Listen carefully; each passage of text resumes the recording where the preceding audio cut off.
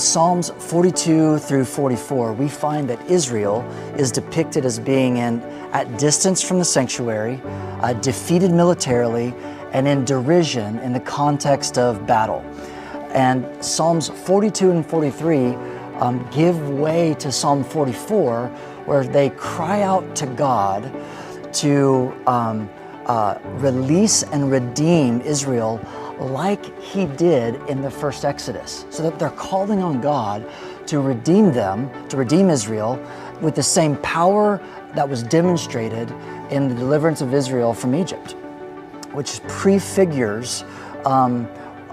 this anticipated great time of deliverance of Israel in the end times. Now what's interesting is what seems to happen here is then when we turn the page to Psalm 45,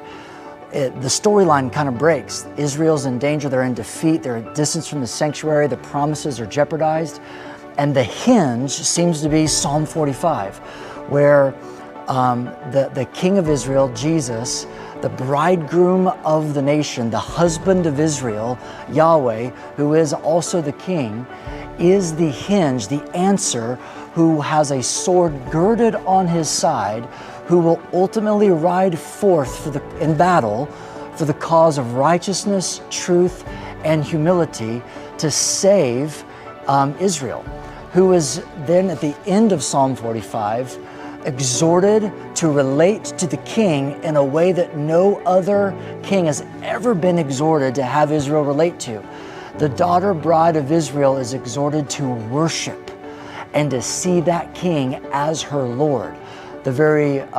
husband of Israel, to save her. And so we have this blurring together of the God-man in the person of Jesus, that it seems as if the way that the Psalms unfold, He becomes the great answer to the cry of Psalm 44.